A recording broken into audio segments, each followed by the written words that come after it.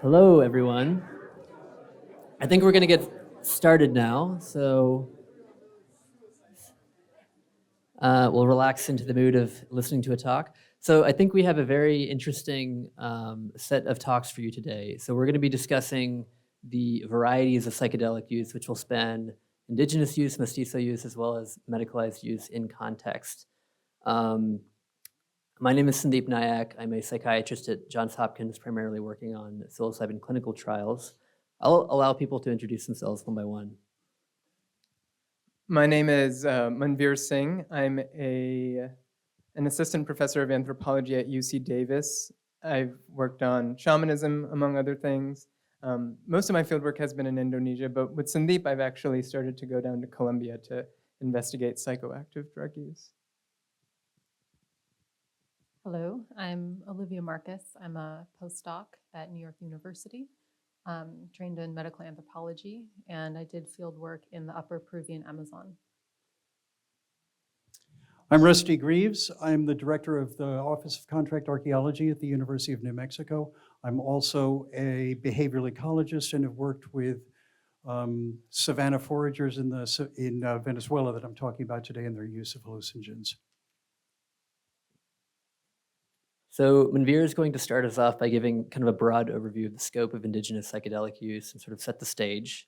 Then Rusty and Olivia will discuss more specifically indigenous and mestizo groups in particular, kind of a case studies, and then I will cap us off talking about medicalized psilocybin use. So without further ado, want to take it away, Manvir? Thank you, Sandeep.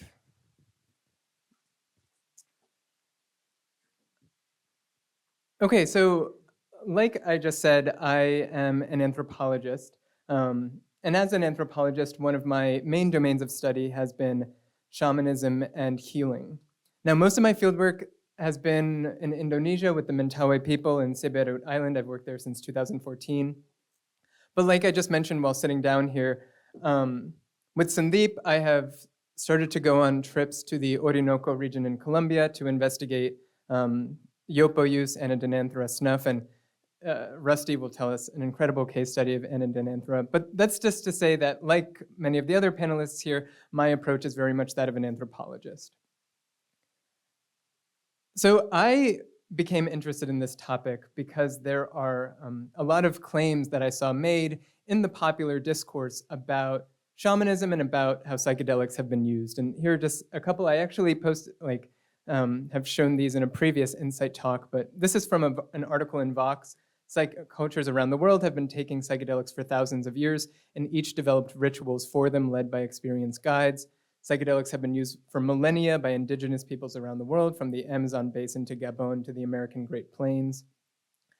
These kinds of themes are really common in Michael Pollan's book. Elements of shamanism might have a role to play in psychedelic therapy, as indeed it has probably done for several thousand years before there was a such thing as science. So in my head, I think about these as the, okay, I realize that these letters don't spell out ops, but because previously it was the ancient worldwide psychedelic shamanism hypothesis, but now I've changed it to GAPS. But again, it's like only in the context of my notebook. But so, yeah, I think about this as the global ancient psychedelic shamanism hypothesis, which is composed of three parts. First, that psychedelics were widespread. They see these claims of psychedelics have been used around the world. Second, that they are ancient. Not only have they been used around the world, but for millennia. And third, that they have been used in these contexts of therapeutic healing, these shamanic contexts of therapeutic healing. Now, 2 years ago, I gave a talk at Insight where I mostly examined these first two. I gave a broader overview. So, and I'll just quickly go over some of the takeaways from that talk. So, on the basis of ethnobotanical and archaeological evidence, reliable evidence of traditional serotonergic psychedelic use, so classic psychedelics, is very limited. It seems restricted to Mesoamerica and South America, so the Rio Grande area and southwards. Some use, so Anadenanthera snuffs, there is compelling evidence that they are several millennia old. There's also interesting evidence for something like peyote. But other use, for example, ayahuasca in the Peruvian Amazon, may be much more recent, maybe a post-colonial phenomenon. And there is still, I think, a lot of good systematic work to be done, but one estimate at least says that in around 1500 AD, only 5% of cultural groups in the Americas were using serotonergic psychedelics, which, if you do some quick back of the envelope math, comes out to be about 1% of cultures around the world. So like I said, this was something I talked about in greater depth during my last visit to Insight. So today, as with my fellow panelists, I'm going to focus more on context. Sandeep went over this, but so to understand the varieties of psychedelic use, we need to first establish what a psychedelic is. And now, of course, many people define this in a variety of ways. For some people, the term is very broad. It covers psychotropic substances more broadly. Some people might include something like marijuana or datura even. But for many people, and I think the usage in this conference is much more constrained. It's restricting the term to 5-HT2A agonists, substances like DMT, LSD, psilocybin, and that's what I'm going to focus on today. So, like I said, I think this popular view is that modern therapeutic applications somehow echo ancient use. People will say that, in these indigenous societies, for example, they have integration and they are dealing with particular psychiatric problems. And just to choose one quote, this is from the UCLA's psychiatrist Charles Graub, and he says, "The shaman would administer these compounds only for very clear circumscribed reasons, such as an initiation rite or a healing ceremony to address individuals with severe medical or psychological problems." The idea here is not only simple, it's very familiar. So you have a patient, they're psychologically distressed, and then the shaman administers the substance to them. Now, what I'm going to argue over the next couple minutes and provide evidence for is that indigenous psychedelic use is far more diverse, far more interesting, and that the psychiatric therapeutic analogy is misleading, but there are nevertheless some important and interesting lessons I think we can draw from studying psychedelic use in diverse contexts. So the first one I want to quickly go over is use by specialists, people who are often called shamans. Now, in many, perhaps most contexts where people have consumed psychedelics in hallucinogenic doses, it has been the specialists, not the patients. The specialists will use psychedelics to assist in services like divination, so identifying the source of an illness, engaging with spirits, fighting aggressive enemies, fighting aggressive sorcerers, killing enemies. Importantly, in many of these contexts, specialists need to undergo training. They may have to observe diets, maybe sexual abstinence, very often frequent psychoactive drug use. I remember when Sandeep and I were visiting a community, the Hue, we were talking to a shaman and he said, yeah, I ate nothing for years. And I was like, that's not possible. You must have eaten something. And he was like, I did have something. We had tobacco, we had yahe, we had yopo. But only to kind of explore this idea or point out this idea that there is both dieting and frequent psychoactive drug use, and that's often kind of tied together in the cultivation of spiritual expertise. So to dig into a couple case studies, so an example of where the popular discourse might contrast with what we might call the indigenous use are the Mazatec mushroom ceremonies. So people might know this very famously from Gordon Wasson's Life article, where he established the image of the Mexican mushroom shaman, someone like Maria Sabina, as a psychedelic guide. What's striking, and actually in this paper, just like a quick side note, he says that he and his photographer are the first people to observe a Mazatec mushroom ceremony, but that's not true. You have references going back to the 30s of ethnobotanists and anthropologists, and so these earliest descriptions of Mazatec mushroom ceremonies only mention consumption by specialists, and towards ends like curing, divination, finding lost objects. Non-shamans may have consumed these in ceremonies, but before the 1950s, at least from these early descriptions, it seems to have been auxiliary. Specialist use has been studied in quite great depth. A great example is among the Yanomama, who live in Venezuela and Brazil. Yanomama shamans consume, they seem to consume Anadenanthera, but it seems mostly variola snuff, where the main active ingredient is 5-MeO-DMT. Shamans would consume it in groups, alone, for ends like healing or divining or warfare. Now, in fact, there is an ethnographic film about Yanomama shamanism called Magical Death. I showed scenes of it from 2021. If you haven't seen it, I would really recommend you watch it. Although beware, it can be disturbing. It shows in parts shamans using Varola to summon spirits in an attempt to attack children in a neighboring group. And the idea, what it's demonstrating is that psychedelics are believed to be a means of accessing powerful aggressive sorcery. And this is not uncommon. So Brabec de Mori, the ethnomusicologist and ayahuasca researcher, had a paper in 2021 where he emphasized what he calls the whitewashing of indigenous ayahuasca use that often occurs in the popular and even academic discourse and literature.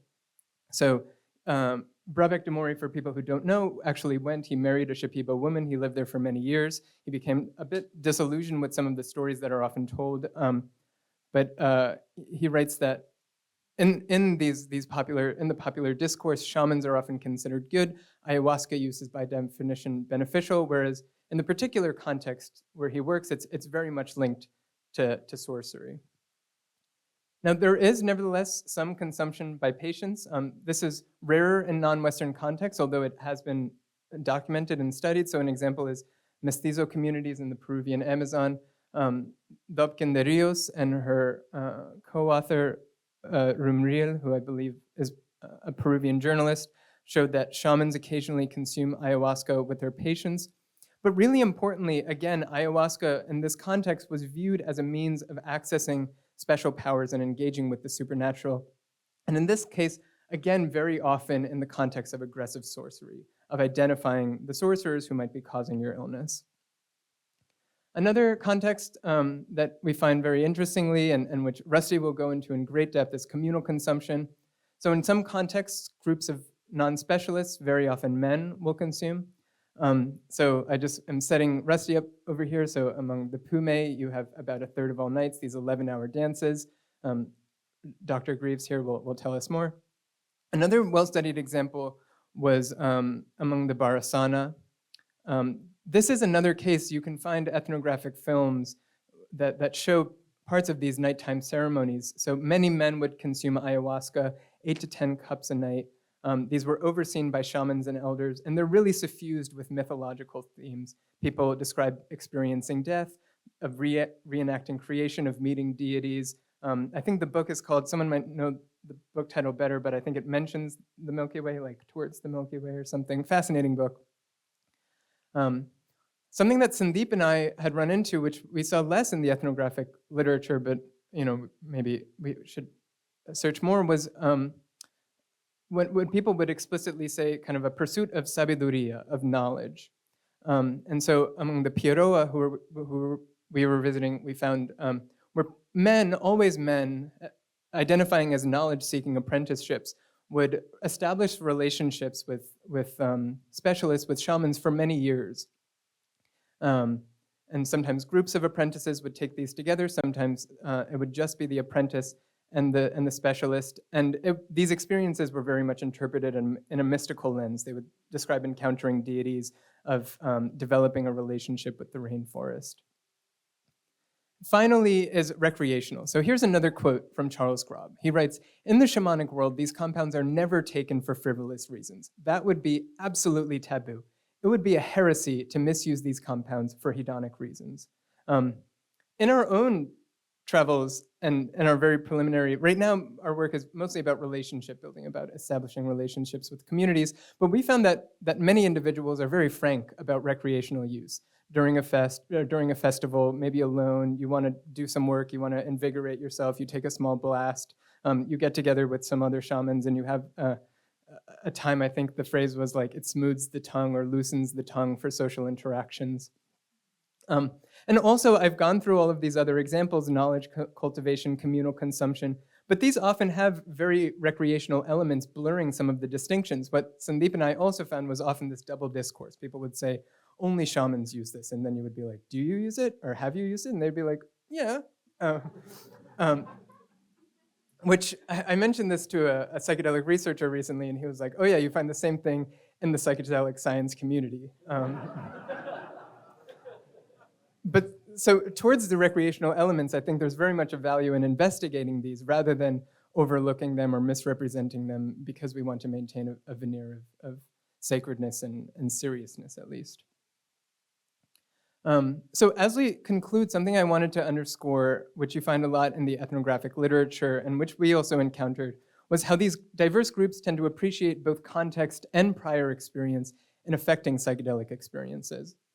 So in much of the literature, you can find a recognition that people emphasize training and that novices have more uncontrolled trips. I had a quote here previously, which I can show at the end, but it's like, novices are peeing themselves and running around naked while the experienced shamans are sitting. They look like they're almost sleeping.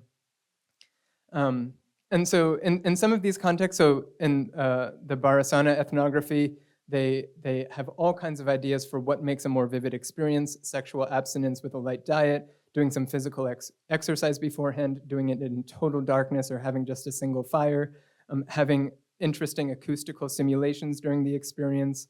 And some of these might be familiar, but it shows that you often have an interesting ethnopsychopharmacology in at least some of these contexts. Rusty has also told us, and I'll let him talk more, but at least the Pumé titrate the dose based on your prior experience. And the last thing I want to go into just before we conclude is that I think another value in studying indigenous use is that it underscores the diversity of subjective effects. And this is something that Sandeep, myself, Mariana Graziosi, and David Yaden explore in an upcoming publication. But when we go through first and second person accounts of psychedelic experiences in non-Western settings, our experience is that they reveal many acute subjective effects that are excluded by existing scales. I'm about to go through these. You might be like, well, those are common to my experiences, but they're at least salient enough that it's nevertheless striking that they're often missing in existing scales. This might be extra sensory perception, experiences of travel. A very frequent one is encounters with kin and ancestors, feelings that you are being purified or initiated, transfiguration, and then a very frequent one, as you could probably tell by this point, is different forms of violence. And a point we try to make in this paper is that studying diverse experiences can also expose limitations of existing instruments. So then just to conclude my broad survey, reliable evidence of hallucinogenic use of classic psychedelics seems restricted to few cultures in the Americas. The modern therapeutic encounter is a misleading analogy, and it distracts from the incredibly interesting diversity of use that's actually happening. I wrote most important, maybe it's an important context seems to have been specialists who access powers and engage with unseen realities to heal divine, battle enemies, and fight, which is all of which you should recognize are just like salient instrumental ends that people have in their life. They're using psychedelics in the same way that they would use any kind of curious technology to engage with the uncertainty in the world. But there are many other uses: communal consumption, some patient consumption, knowledge apprenticeships, recreational use, and some more like initiations that I did not cover. So key points: morally ambiguous, often linked to mystical and mythological themes, emphasis on specialist oversight, sophisticated or interesting understanding of ethnopsychopharmacology, but above all, diverse. So Rusty's about to show that some of these don't apply to the Pumé even. So yeah, the real takeaway should be that every context is an entirely new place to explore. So in summary, here are some references. Here's how to find me online. I also have a book coming out either next year or the year after, which covers some of this. Thank you.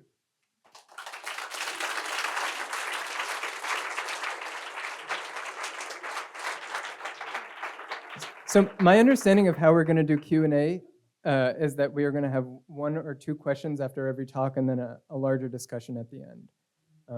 So if anyone has any questions.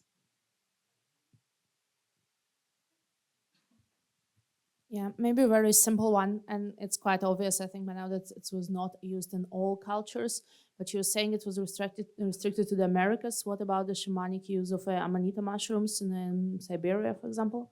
Or you would not consider it a classic psychedelic? Yeah, so I think the response would be that those do not qualify as classic psychedelics. But so Andy Letcher has this book in 2006, Shroom, where he goes through every case of just hallucinogenic mushroom in general, looking for botanical and ethnographic, and he confirms Mesoamerican and Central and North Eurasia. So, if we want to span to hallucinogenic mushroom, at least, it seems like those are the two where you have both observational and or botanical. But great question. All right.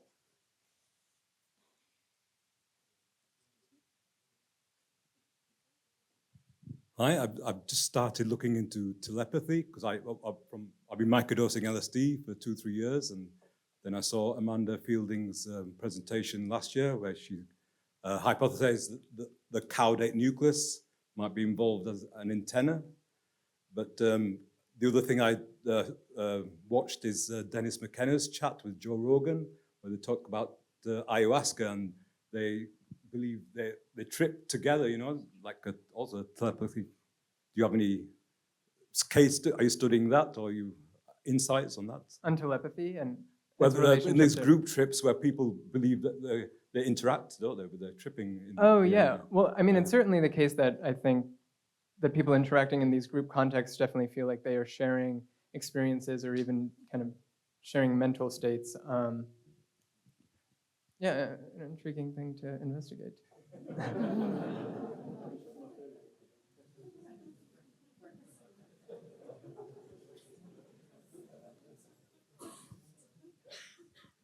Thank you. I'm happy to be invited by Manvir and Sandeep, and I want to talk to you a bit about hallucinogen use among the Pumé.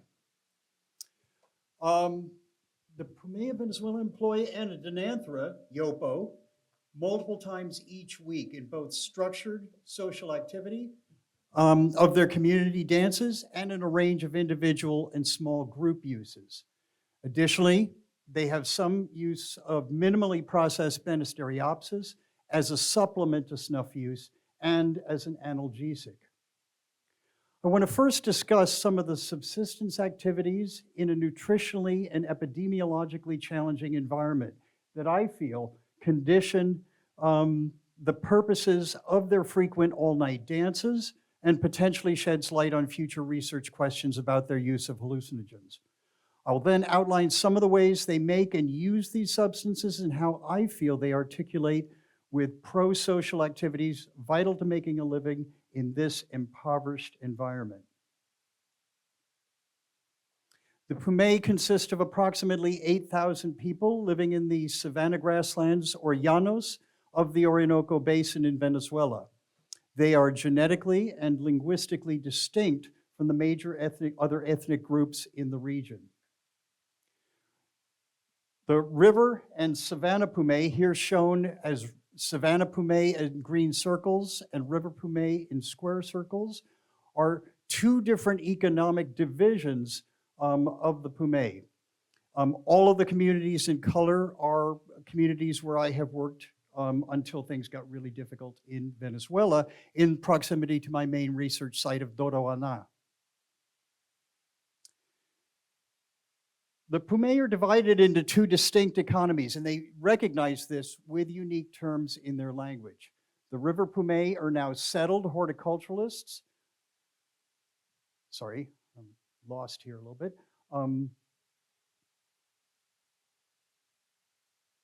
The River Pumé are settled horticulturalists who rely on a range of cultivated plants. How do I scroll down to the notes?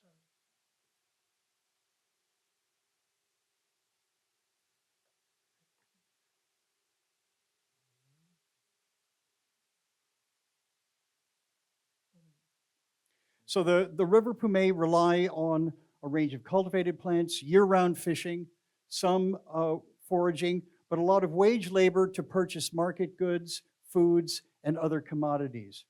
In contrast, the Savanna Pumé are a much smaller component of the total population, maybe 1,000 people. And they are mobile foragers with distinct seasonal hunting and gathering subsistence practices. This is a hyper-seasonal savanna with 80% of the rainfall occurring between November and May.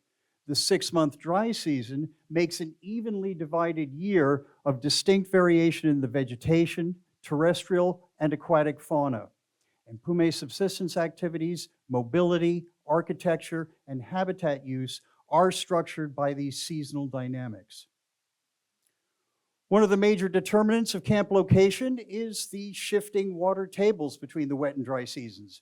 Main camps must be located near areas where shallow wells can be dug for drinking water, cooking, washing, and bathing. The wet season subsistence is based principally on root, corms, bulbs, and tubers, and men's hunting of terrestrial game. With this low brush cover and grassland environment, it is a depauperate environment with a low density and diversity of terrestrial fauna.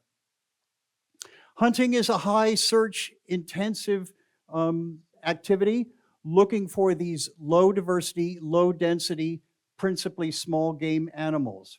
And this slide shows some of the travel routes that, in contrast with a couple of other slides, will show you the much greater search area. That's a common component of hunting. These are hunts that were made in 1992 to 1993. Llanos have a depauperate fauna, and wet season hunting returns averages are quite low in comparison with other hunting and gathering populations. Only 2 kilos per hunter per trip, and very few men are engaged in hunting on any particular trip. 87% of the game comes from 3 species: armadillos, tegu lizards, and small 100-gram tayid lizards. Large game is not commonly brought back to camp. Wild tuber collection is the primary food contribution from women, and gathering has almost no search time. Women go to patches that they've been monitoring, and over 90% of trip time is spent directly in the acquisition of food. Root returns are significantly higher than men's subsistence returns. Additionally, more women forage for tubers on more days in the wet season than the frequency of hunting trips. Also, unlike men's subsistence, there are no trips without food returns. In the wet season, wild tubers represent the majority of food eaten by the Pumé. Subsistence in the dry season changes dramatically with this shifting water table, vegetation, and biological response. Mangoes are a current food that is collected by women, and fishing is the primary activity of men in the dry season. In addition to high mean return rates, women carry up to 120% of their body weight in mangoes, the 8 kilometers back to camp. Many of those are unripe mangoes. Mangoes were planted by criollos about 70 years ago near the major tributaries of the Orinoco River. In the past, a range of smaller, drier fruits were the main fruit resources that are still collected, but mangoes often constitute the primary food in camp for weeks at a time. As with the wet season foraging, women have no zero return trips. Fishing is the lowest distance foraging activity. It does not involve search for prey, but samples locations and abandons them based on if they're unproductive stretches of river, lagoons, or flooded forest areas. Zero returns are as common as they are for hunting. Fishing has the same return per person per trip, but all men in camp fish almost every day, and some men go out multiple times. Additionally, boys fish most days, and many of them can obtain returns that are equivalent to adult men's catches. Fish are widely shared during the dry season. Several documents from the Archivo General de Indias in Sevilla recorded observations of semi-nomadic camps encountered by Spanish military parties raiding savanna communities to replace indigenous labor dying at mission stations. So this practice of hunting and gathering, reliance on tubers, has been documented in the earliest observational information we have recorded from this region. Alexander von Humboldt visited the River Pumé in 1801. However, the posthumous 1883 publication of the French physician and explorer Jules Crevaux, who visited in 1881, provides more detailed observations of their lifeways and the first published illustration of Pumé dance. The visit by Jean Chafagnon in 1886 provides critical details about River Pumé and returned the first significant inventory of their material culture to European museums. Formerly, River Pumé were much more mobile, but that has largely disappeared during the 1950s and 60s. The first half of the 20th century saw the first trained anthropologists visit the River Pumé and record what was thought to be a vanishing and primitive indigenous population. Almost all research with the Pumé has been done among the river populations, and this is because they are on the major travel routes, rivers, and the few terrestrial routes that you can walk in the non-rainy season or drive in the non-rainy season, and most of them speak Spanish. Savanna Pumé communities are much more remote, and they're almost entirely monolingual. In the river communities, even many women speak Spanish. My initial research didn't seek any particular focus on the common use of hallucinogenic plants by the Pumé or the importance of their frequent dances. However, both of these aspects of their adaptations to the impoverished Llanos environment have been puzzling to me in synthesizing the behavioral ecology data I've collected over 30 months of fieldwork during more than 2 decades. You guys know all about the chemistry of this, but the important substances in Anadenanthera are DMT compounds, and I want to make a note here that bufotenine is potentially a very dangerous substance. The Pumé state that many people have dropped dead from taking Nanu, from taking the snuff, and one of my favorite informants died in 2008 during dance from taking snuff. Anadenanthera is the primary hallucinogen used with great frequency by the Pumé. In contrast, Banisteriopsis, ayahuasca, is relatively a minor ethnopharmacological plant for them. They don't manufacture any of the more complex and potent decoctions of this vine that other South American groups produced. It's principally used as an adjunct to augment the hallucinations on Anadenanthera and also used as a pain reliever. So I just did that slide. Banisteriopsis is primarily for Anadenanthera and as an analgesic. Tobacco is an important drug for the Pumé. There's no evidence that they are suffering from lung, throat, or lip cancers, even though they start their smoking career at about 2 years of age. I don't know if this is because traditional societies often don't have the lifespan that would result in the accumulation of some of this damage. Most traditional populations, our lifespan has evolved to be about 45 years. Whereas in our society, we live a lot longer, and tobacco-related diseases can be much more problematic. I'm also particularly interested in the anthelmintic effect of tobacco. Nicotine was one of the primary first wormers used in livestock, and it is considered a significant possibility here. And I know colleagues who are studying the use of marijuana among the various pygmy groups in the Congo have also been looking at the potential anthelmintic properties of those substances. And I'm also interested in the possibility that that is something that is important in hallucinogens as well. The literature does report rare interview data that supposedly women very infrequently take snuff among the Pumé, but there are no verified observations of this that have been recorded that can be looked at. Women assist in the harvest and preliminary processing of Anadenanthera seeds and are certainly not prevented from messing around with the equipment or goofing around like this young boy does here. Teenagers get their first Anadenanthera experience when some older man decides that he's going to include them in a bout of snuff taking during dance. And normally that's at about 12 to 14 years old. After harvest, Anadenanthera seeds are left to ferment, essentially to start to decay and break down the cellulose and cell walls so that the alkaloids are more available. Then the seeds are mashed to create a very plastic paste that can be shaped into a flat cake that can be toasted. The Pumé call Anadenanthera nanu.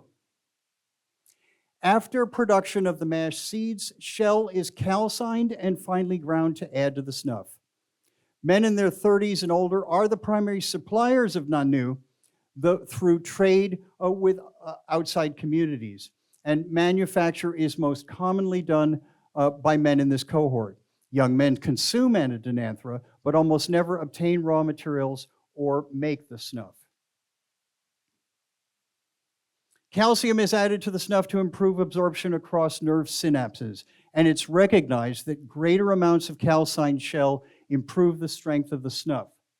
The addition of appropriate amounts of calcined shell is one of the critical steps in making potent snuff. Insufficient amounts of Anadenanthera absorbed below dosage thresholds can result in no effects. Potency of the snuff can vary dramatically based on freshness of the seeds, potential variation in the plant's alkaloid content at the time of harvest, and the amount of calcium added by the manufacturer. Banisteriopsis is grown by a few men, but it's often obtained through trade, as is common for Anadenanthera seeds and the shell. This man is peeling the epithelium, which will then be dried for use with Anadenanthera snuff. In dance settings, Anadenanthera is considered to help give knowledge, to understand particular problems, assist contacting spirits of the dead, and contact non-human sentient beings that may also give knowledge. This perception of contact with such entities also has been reported in subjective recall during and following clinical intravenous administration of DMT. Whatever experience one has with nanu is considered personal. There is no discussion of individual revelations or questions that a person's experience with nanu creates for them. Most clinical studies suggest an approximately 20-minute period of effects following administration of synthetic DMT. Although I didn't time most of my experiences, short-lasting hallucinations were followed by longer periods of cognitive dissonance. More potent batches of nanu had longer-lasting effects, profoundly creating greater intensity of visual hallucinations, bimodal, temporal experience of bodily discomfort, and profound cognitive and emotional immersion outside of even the normal reaction to the snuff. This agrees with published clinical descriptions of breakthrough experiences, and I observed several men with significant experience using snuff who occasionally exhibited dramatic disorientation from very strong snuff. All members of the community attend the frequent dances that occurred on 37% of all nights that I've been in residence. These are 11-hour dances that begin close to sunset and last until sunrise. Although children and a few folks may periodically sleep after 4 a.m., everyone remains in the plaza for the entire dance. As this slide notes, speaking the Pumé language and participating in dance are the two behaviors that make a person Pumé. This is why highly acculturated Pumé, who may be ethnically Pumé but have lifestyles like those of Venezuelan criollos, are identified with the Pumé term non-Pumé, Pumé, because they neither speak the language nor practice dance. This disappearance of dance is also occurring among river communities, principally because of the erosion of community associated with the influx of alcohol abuse. Every main wet and dry season camp has a dance plaza on the eastern side for the frequent community dances. This is not a sacred space. It is a utilitarian part of camp layout. The entire community celebrates these dances. Socializing often begins in the late afternoon before they assemble in the dance plaza, about a half an hour before singing begins at 7 p.m. In many instances, men engaged in early bouts of group snuff consumption prior to gathering in the dance plaza. The timing of actual dancing is contingent on the decision of each night's dance leader, but normally begins between 8 and 8:30 p.m. The first bouts of group snuff inhalation are usually timed shortly before dancing begins. These images come from a film that was made in a river community.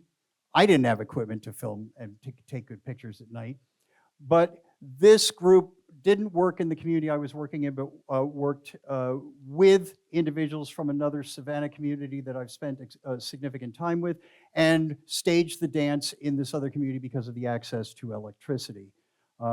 They used a dance leader from one of the Savanna communities because of his reputation as a superior singer and an outstanding healer. Healing includes a range of practices involving touch, tobacco smoke, sucking cure, removal of foreign objects alleged to have been inside an individual causing physical illness. Healer and community support for psychologically depressed or alienated individuals is also important and involves focused attention on the patient, reassurance of their desired recovery, and may be combined with other healing gestures, but does not include any administration of Anadenanthera snuff. Possession occurs late in dance between about 2 to 4 a.m. and always addresses social issues, or it's to reify or debate community decisions. Dancing lasts 11 hours. Both men and women have active roles in the singing and dancing, as well as the intense social interactions throughout the night. No food is consumed during the dance, and no snuff is taken after the end of dance. Dancing all night has a physiological cost for both men and women. Dancing begins slowly and accelerates throughout the night, and at least the last 4 hours involve running rapidly around the pole. Occasionally, one of the most prominent dance leaders employed novel and more energetic dance moves. Recall my emphasis on the low food returns of the Pumé, especially for men's contributed foods and wet season hunting in particular. These guys are dancing 11 hours a night for 37% of all nights. Dance requires participants to provide drugs for the event. Women and men smoke prodigious amounts of tobacco during dances. Tobacco grown in gardens or obtained from trade costs effort or goods, and the same is true for snuff, raw materials, and Banisteriopsis. Collection of leaves for cigar wrappers can be embedded in other foraging trips, but often are gathered through dedicated harvesting excursions. Dance can reduce the subsistence effort the following day, and can have opportunity costs in this stressful environment. The effects of such habitual sleep deprivation and diurnal catch-up rest are probably unknown. Low subsistence efforts following dance are most pronounced following 3 consecutive nights of dance. Dance is a highly enjoyable social event for the Pumé. It involves visitation, discussion of foraging activities that people have done, planning future subsistence activities. I don't subscribe to the notion that this is ritual, but this is a social practice that encourages some kind of group solidarity. I generally object to anthropologists identifying the role of practitioners of hallucinogen use and healing ubiquitously as shamans, because I feel it ignores the diversity of roles that such individuals may perform. I feel similarly about anthropological labeling of particular activities as religion or art, dismissing or dismissively lumping behaviors into allegedly monolithic institutions used in all human societies,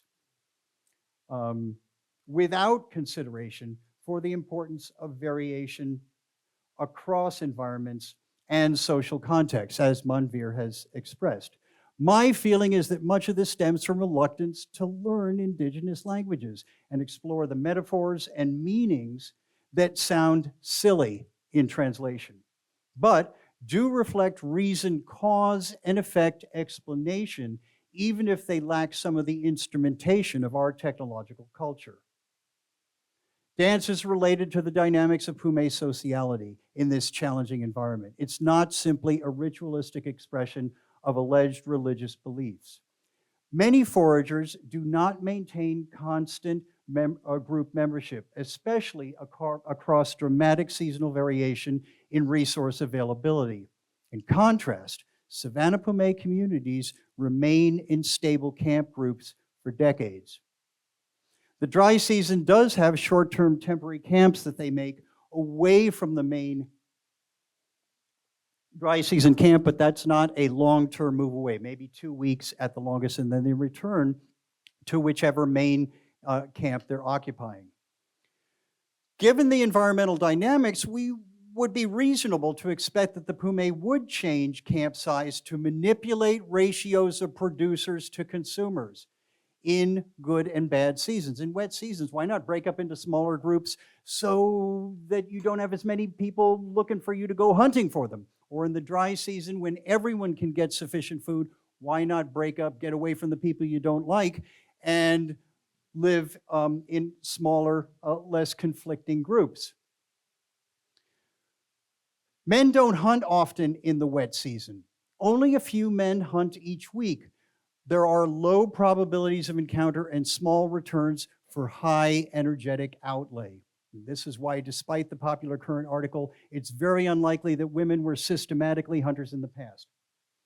This is a situation where using modeling to project potential food returns under contrasting demographic conditions that the Pumé do not practice would be required in order to understand whether camps stabilize at the number of men needed for some steady input of hunted foods at highest stress times of the year. Remaining together year-round maintains long-term exchange relationships, essentially paying for wet season dependency on others in the group through dry season sharing when a currency is more available. No one needs the fish you got, but you exchange them with everyone else to establish those relationships that then can have payback in the stressful wet season. Although many anthropologists prefer to popularize male-human conflict and violence as prime movers in our evolution, it seems clear what distinguishes us from other great apes is our complex and diverse cooperative behaviors. Through our intricate use of kinship,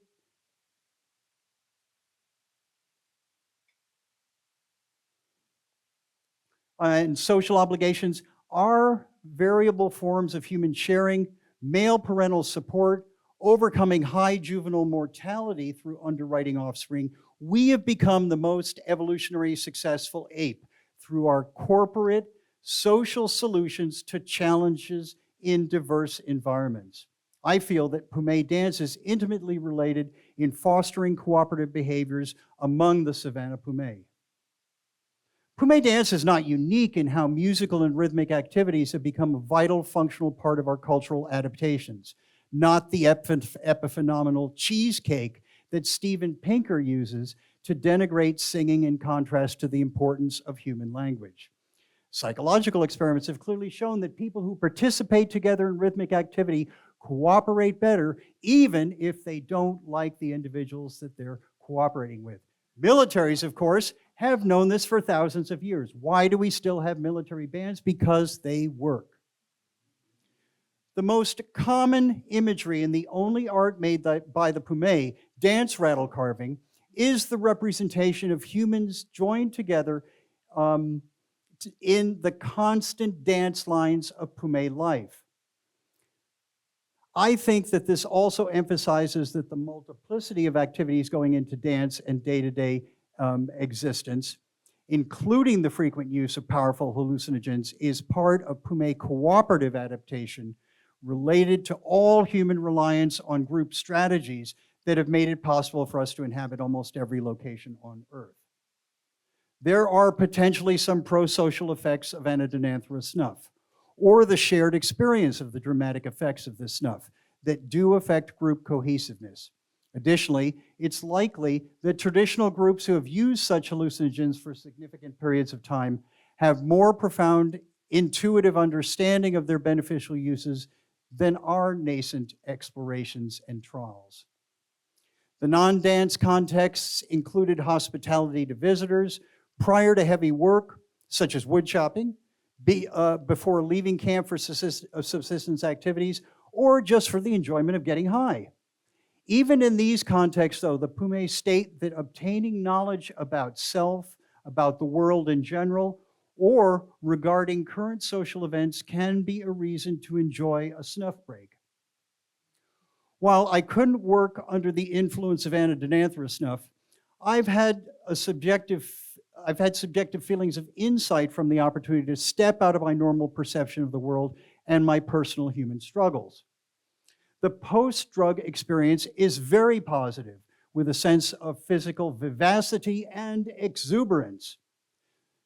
The normality of use of Anadenanthera snuff among the Pumé was likely a factor in creating a setting where it was easier to appreciate its potentially beneficial effects, along with what the Pumé term its fierce nature. One of the visual pie charts on the first day of the conference emphasized the epistemology of knowledge about roles of hallucinogens in human societies and in potential psychological therapeutic applications. Indigenous populations who have used these substances for significant time are astute cause and effect empirical scientists who have experimented with their effects and uses across many human challenges through time. I'm grateful to the organizers of this symposium for bringing these perspectives to the revitalized interest in how hallucinogens can be used productively in our own societies. As also noted in this first presentation, our perception of our own initial understanding is often overly confident, only to be muddied by additional knowledge and awareness of complexities. As one of my mentors reminded us in trying to practice rigorous science, our job is not to aspire to having all the answers, but to expand the horizons of our ignorance. Thank you very much. I appreciate the help of the Pumé, my field workers, and funding.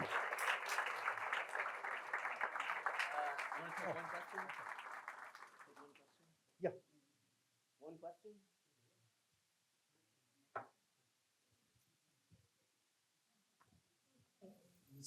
Yes.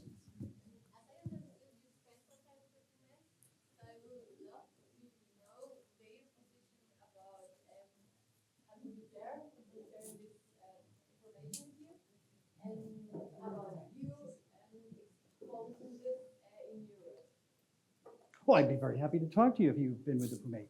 Pumé mai tanene.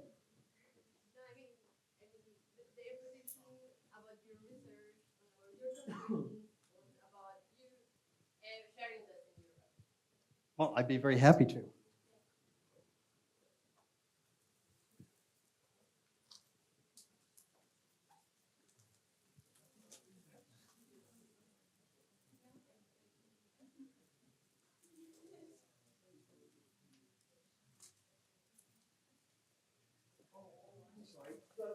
We're happy to have people outside come and experience their life.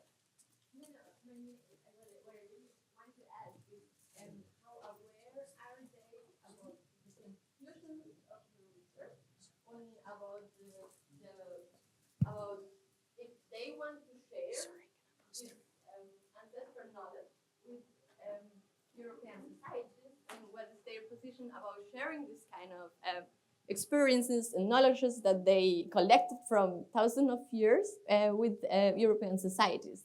If they have a position, if they are aware of the conclusion of your research, and if they have a position about you telling us this kind of information and putting this whole information in this session in front of a European audience. So, the Pumé state that they're very happy that I'm there visiting with them to learn about their life. They've had positive interactions with anthropologists since only the late 80s.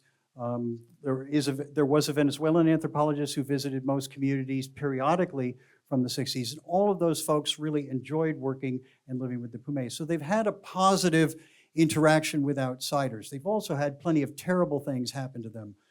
principally from local Venezuelans. There were 6 Pumé murdered in 2005 by criollos who asserted that they had been stealing pigs and shot a number of people, and there was an eyewitness account by a pregnant woman who hid in a stream. So they have antagonistic interactions with other outsiders, but they express a significant interest. Now, they're obviously not going to be interested in everything about my research, but they are interested in the fact that I wish to know about them, and they wish to be known to this greater community of the few anthropologists that they know that are all considered to be potentially family. So they're extremely positive and very open about sharing all information.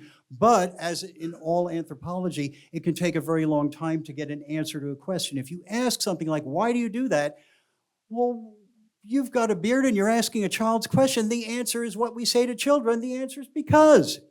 So it often would take up to 1.5 years to get an answer to something I was curious about. And it was always a spontaneous volunteering of what it was that I'd been wanting to know for a really long time.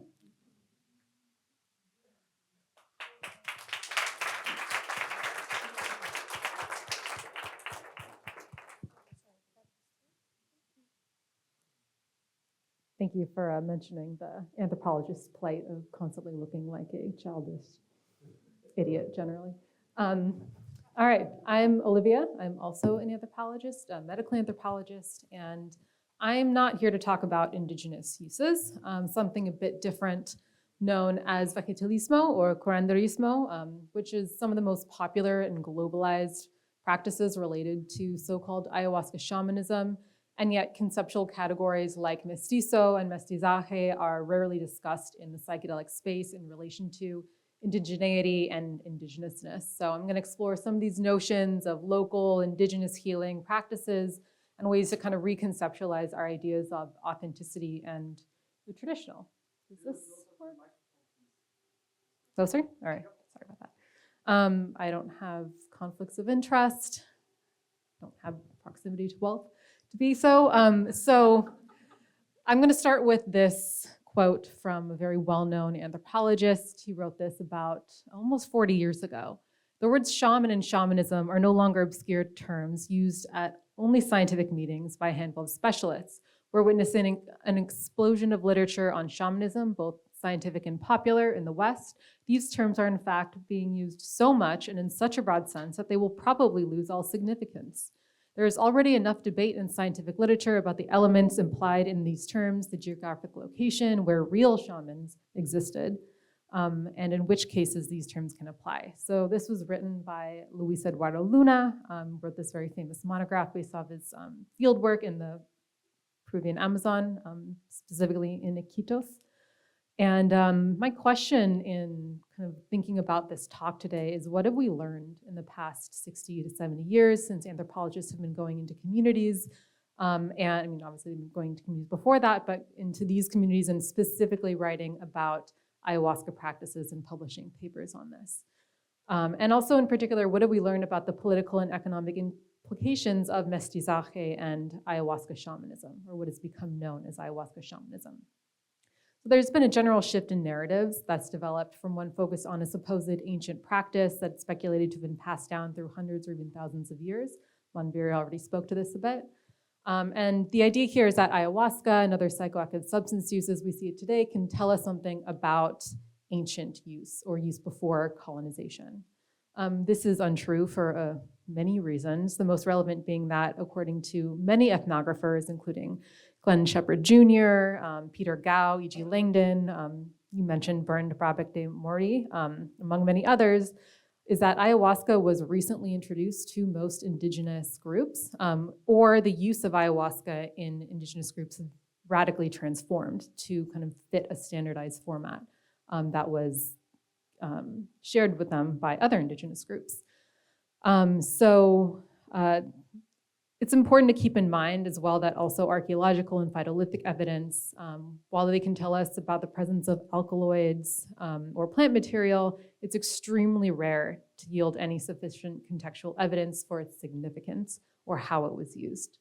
So moving on, the second narrative recognizes this intercultural exchange and mixture, understanding the mestizo to be subject to broad national and international social and political forces. However, this narrative still plays into ideas that there's these indigenous forest peoples in traditional societies perpetuating cultural activities from bygone eras. This lacks historicity and feeds into this trope made explicit by Eric Wolf that these are people without history, in the sense that there was no recognition of their perpetual change and dynamic interactions with the global economic systems and people from areas far away. So the last narrative recognizes the historicity of myth, values, economic relations, and social life, and the immense disruptions that colonization and post-colonial projects have had on our ability to track any sort of linear evolution of practices, with, for example, ayahuasca. And this last narrative saliently highlights the role of race ideologies that justify genocidal and ethnocidal activities, such as corralling various indigenous groups into what are called reductions, basically missionary camps, to Christianize them and save them from their Indianness. And it was in these spaces as well that a lot of these practices became what were kind of shared among different indigenous and ethno-linguistic groups.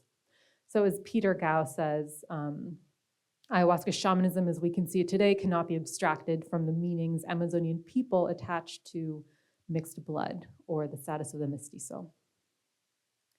And ayahuasca-related practices as we see them today are very much bound up with notions of traditional, indigenous, and millenary practices that have been passed down through ancestral lineages to arrive at a retreat center near you. And note that the term authentic is used just as often as traditional, generally as a proxy for indigenous or ancient or ancestral in some sort of millenary way. And often when people spoke to me in my fieldwork about wanting an authentic experience, they didn't seem really clear on precisely what they meant. For some, it was clearly working with an indigenous person. Others meant it was working with someone who's just well-trained in a specific lineage, preferably an indigenous lineage. And still many other people cared little or none about authenticity as some sort of ethnic pedigree and rather preferred approaches that involved a medley of practices, such as psychotherapeutic support, yoga, meditation, Reiki, Western astrology, and so forth. And many of these people were also more concerned with safety and what is referred to as the integrity of the so-called container. And for them, authenticity is a personal value of being true to yourself instead of a claim to a certain heritage. And then, of course, there's the people who mistrust indigeneity altogether and also mistrust tradition and are directly seeking eclectic, eccentric, and often extreme uses or mixtures of psychedelics and different processes and traditions. I've termed this therapeutic maximalists, which refer to the tendency to want the most eclectic and often intense forms of interventions. And this may include retreats that bring together traditions from several societies with plant and fungi from different regions, what Marlene Dobkin de Rios calls a hodgepodge of cobbled mythologies. And many people speak about authenticity and practices in more complex ways. Still, the marketing and advertisements meant to draw people in and rely on the optics of traditionality that signal traditionality, indigeneity, and all their trappings of the communality and open sharing of knowledge and practices. So through the 1970s, many scholars perceived that, and many anthropologists, that only indigenous people had exclusive knowledge of shamanic practices and knowledge of traditional medicine. While even a casual observer may find this tragically myopic, considering the prevailing exoticizing ideologies of the early and mid-20th century, as well as the will for upward mobility, upward social mobility among people trying to distance themselves from their indigenousness or Indianness.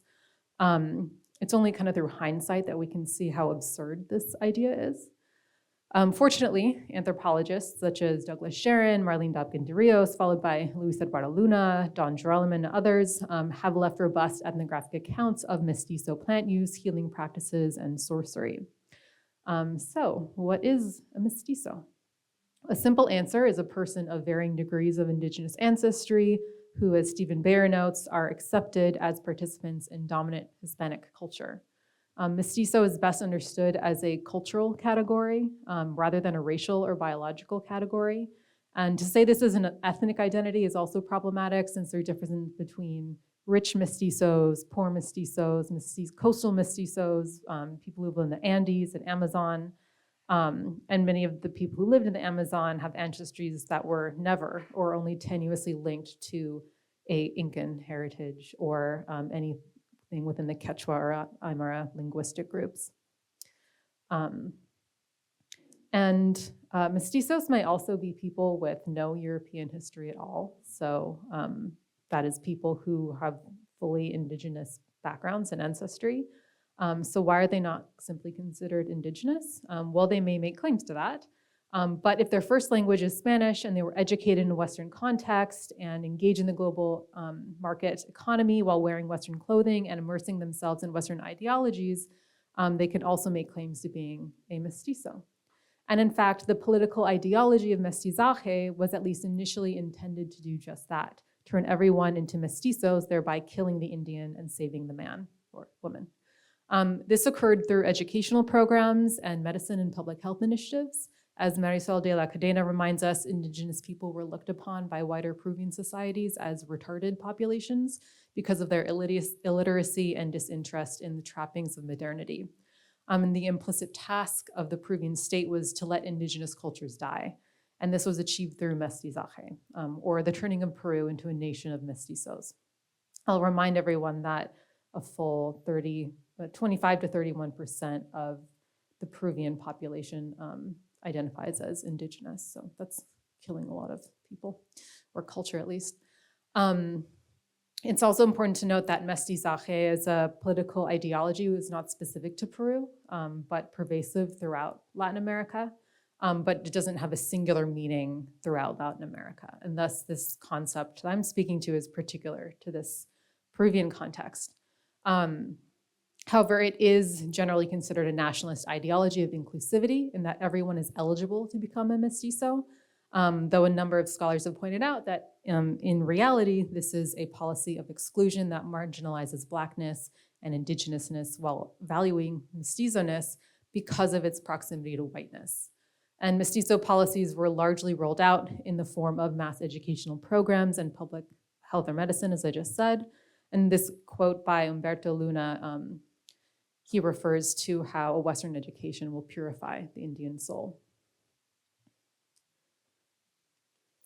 So my hope is that this does not strike you all as tangential to indigenous or mestizo use of so-called psychedelics.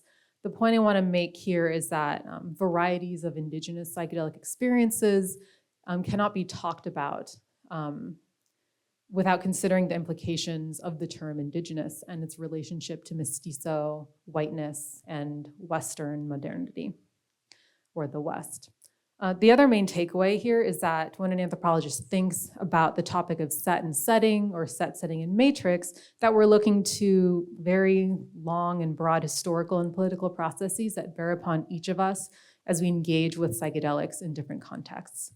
And as I've seen in my field work, and as many of you in this room have experienced yourselves if you've traveled around, is that a very prominent part of the mestizo psychedelic experience, so to speak, are experiences of particular kinds of whiteness and its imaginations of indigeneity. And indigeneity is often associated with authenticity or claims traditional lineages of knowledge and practices, and we must be attentive to the integrated histories that have seen hundreds of years of cultural linguistic knowledge and exchanges between indigenous mestizos and whites. So to summarize, the mestizo experience represents what Marisol de la Cadena refers to as a constant emergence from oxymoronic situations: faith mixed with reason, difference with sameness, order with disorder, and progress with authenticity. There's a saying concerning categories of indigenous and mestizo, and that is that money whitens, which means that when someone is pulled into the global market, they can culturally consider themselves mestizo, or closer to the whiteness that capital represents. But there's a twist here. When indigenous and mestizo people rely upon notions of authenticity via their ethnicity, and therefore engage in the market in order to sell the attractive aspects relevant to their culture, then money isn't simply whitening, but reifying this indigeneity and indigenous identities as something discrete, different from mestizo or whiteness, and carrying its own special ancestral traditional practices. So to get more to the point, I'm sure you all might be curious, I'm ever going to talk about psychedelic experiences. Ayahuasca use in these contexts is often not just the simple concoction of B. caapi and P. viridis, or ayahuasca and chacruna, that's standardized in the global north or in syncretic church contexts like in the Santo Daime or Una do Vegetal. Because ayahuasca is one of many teacher plants and is used to facilitate dreaming and learning with other plant spirits, in vegetalismo there are many different plants involved, some of which are directly cooked into the ayahuasca tea, depending on the desired outcome of the ceremony or ingestion, and other times taken part of plant diets or dietas for healing, learning, initiatory purposes, as well as sorcery and manipulation. There are also variations in what the desired outcome is, whether it's visionary, purgative, or communing with one specific plant. And the purgative aspect of the tea is quite famous, and in this context considered a fundamentally important reason for ingesting ayahuasca. Older accounts, anthropological accounts of ayahuasca, it's called la purga, the purge, and some ethno-linguistic explorations into the origins of the name have suggested that the word ayahuasca doesn't actually come from the term vine of the soul or vine of the dead, but kind of the thing that makes you vomit or the bitter thing. And then in other indigenous languages, it is referred to as, a bitter medicine or something that makes you vomit. And this is important for the cultural history of many Amazonian groups that do find purging to be an important daily ritual with variety of plants. So a number of purgative plants are used before ceremonies, often in the mestizo context, and often people will be encouraged to drink ayahuasca in ceremony until they purge. The ceremony is not done until you've purged. If you cannot purge, the curandero will do that for you. If not literally, then symbolically. And then there are rituals in which only the vine is used without Psychotria viridis or chacruna, and with the distinct purpose to use the vine to stimulate purging for an extended period of time. So ayahuasca will be drank, followed by a lot of water. This is not ayahuasca. This is chiricsanango, another plant used for dieting. This is ayahuasca. So these are kind of some of the main elements that you will come across if you've been in Peru or if you've sat in a Peruvian style ceremony in wherever you have done that. So it's characterized by a relational cosmology, very reflective of what we might call Amerindian ontology, in which spirits have strong personality features. Plants, animals, rocks, minerals, rivers, mountains have spirits, and then you ingest certain substances to learn and commune with these spirits. Characterized by the use of arcanas, which are like protective songs. Virotes, the dart that shamans and sorcerers throw at other people to bewitch them, to manipulate them, to cause illness or death. Mariri, or this magical phlegm that's used to empower people in their so-called shamanic abilities. And so an apprentice might receive mariri from their mentor, or someone might try and steal it from another curandero. And the use of perfumes, baths, et cetera, which I'll talk about a little bit more at the end, are very important in this process. So there's a high amount of gendering of the plant spirits. They also have very strong personalities. This hasn't been written about a lot, but by a few people.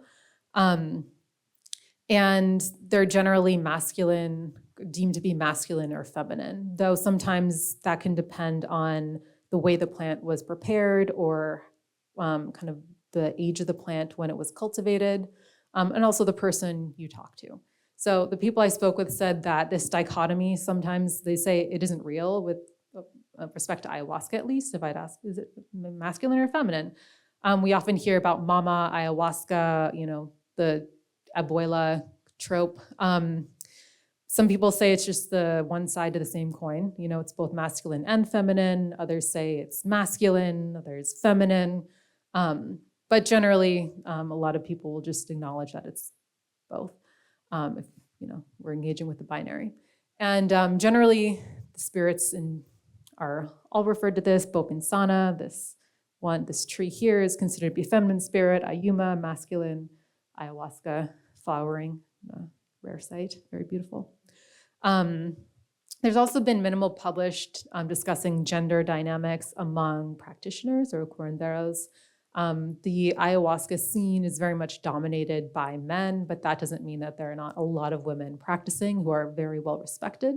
And it kind of depends on the ethnic group or kind of the region which you find different practitioners. And within the broader practice of vegetalismo, there's more than just ayahuasqueros, there's tabaqueros, there's perfumeros, there's oracionistas, so people who use singing and song for healing and communing with the spirits, among which there are many female practitioners.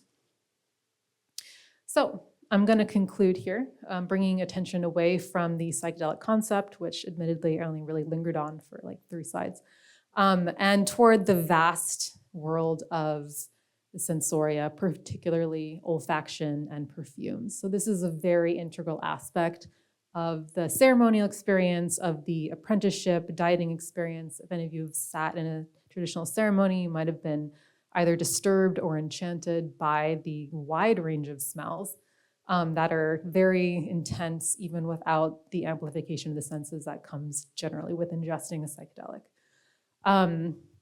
And so olfactory stimuli are central to vegetalista practices, and these scents are not just aromatherapy, they are spirits in themselves. And agua florida is a very famous example of this. It's kind of really permeated globally, the New Age uses throughout the world. And if you're interested in that history, I can shamelessly plug a paper I published a year or so ago about agua florida and kind of the recent history of this. So when people talk about learning about indigenous practices, mestizo practices from the traditions, I engage with this olfactory lens and also just opening up of the senses in general as an important way to really think about what we mean when we're engaging with what are so-called alter epistemologies or different ways of learning. And what Boaventura de Sousa Santos has called epistemologies of the South. So to understand the full sensory experiences and how knowledge is cultivated from this embodied engagement, I suggest we take Santos's statement quite seriously, that research may be a pedagogy for the liberation of the senses. And this can only happen if we take these alter epistemologies seriously and engage in a scholarship that isn't an inquisition to lay bare hidden secrets, as Francis Bacon would have it, but rather a dialogue with different and sometimes radical ways of knowing and cultivating knowledge. And this is a quote from one of my participants, basically suggesting that one doesn't even have to drink ayahuasca to connect with it. Simply holding the bottle can be enough for those finely attuned to its spirit and the world of the spirits. And this really kind of turns on our head from like the Western scientific perspective, what it means to like really be under the influence of a substance. That's all. Thank you.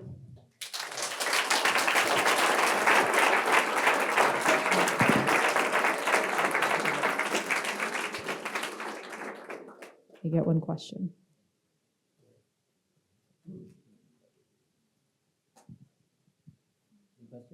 No questions. All right. I'm going to blaze through, hopefully to leave some time at the end for questions. How do I do this?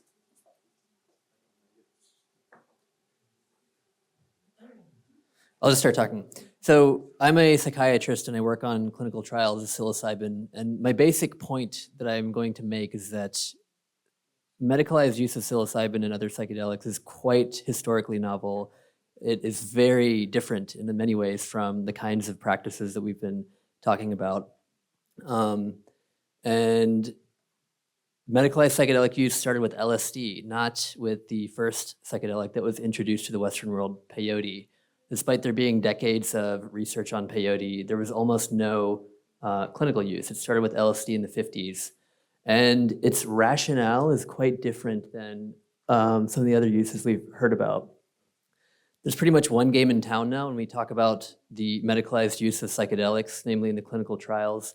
The psychedelic use, which is the single overwhelming experience, highly supported, high dose, previously was specifically intended to create a mystical experience, so that's not stated so much now. But in the 50s through 60s, there were a bunch of other models. There was psycholytic, low doses with psychoanalysis, chemotherapeutic, just giving the drug with essentially no attention to set and setting. These papers are kind of horrifying. No consent, tie somebody to a bed, give them 500 micrograms of LSD. And also shock. There's something very interesting in the way that people cast around using concepts that are about them to come up with new, and these are new, these are inventions at the time they were made. In using a metaphor of electroshock or insulin shock therapy, a lot of the French psychedelic research, which you don't hear about, would administer very large doses to people and then abort them in an hour with an antipsychotic. But my point is, people were sort of drunkenly stumbling around trying to figure out what to do with psychedelics, and they landed on the psychedelic model, which we use now. I'm gonna skip this. Very interesting stuff, though.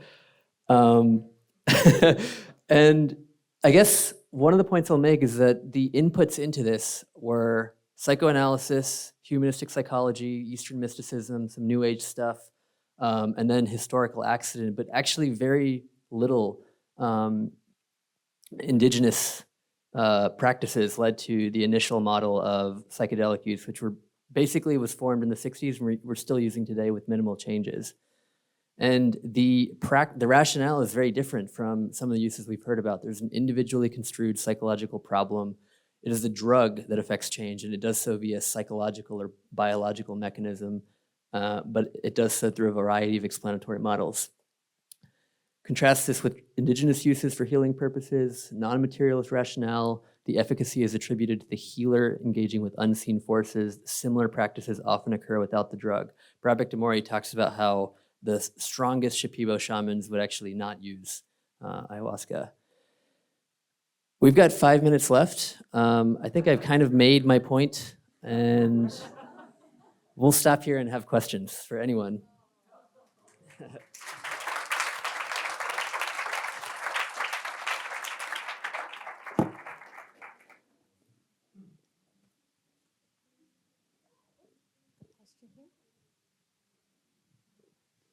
Thank you so much. And also, if there's some way we might actually be able to view your presentation later somehow, that would be terrific. Thank you, everyone, for your perspectives. I have heard in many other panels this phrase, and of course, we should be learning from the Indigenous experience. And after the plurality of examples that you all have led us through, I have only less idea of what does that mean? And what do you think maybe it should mean when people say that?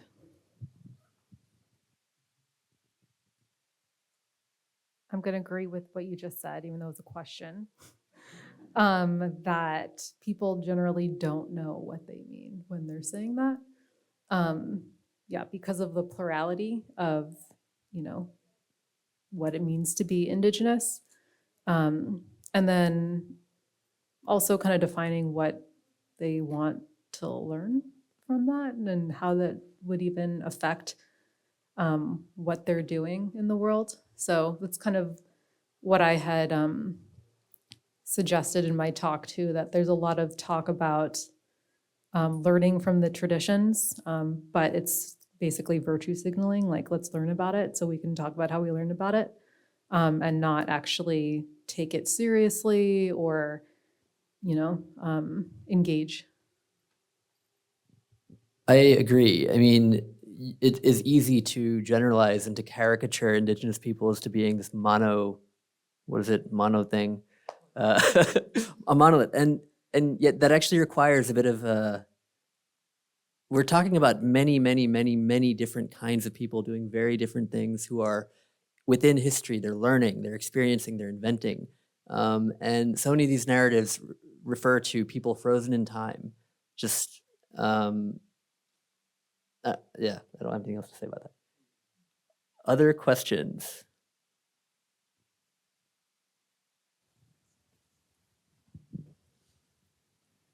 Maybe kind of similar, but I would like to hear about whether you individually consider yourselves decolonial scholars, and if yes, how does that inform your work? What do you do to further the decolonization of psychedelic research?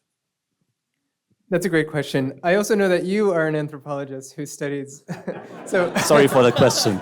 So I would love to hear your response afterwards. Well, I think this is the big identity crisis of anthropology as a field, which is dealing with the fact that ultimately it is pretty unidirectional who is going where and studying whom.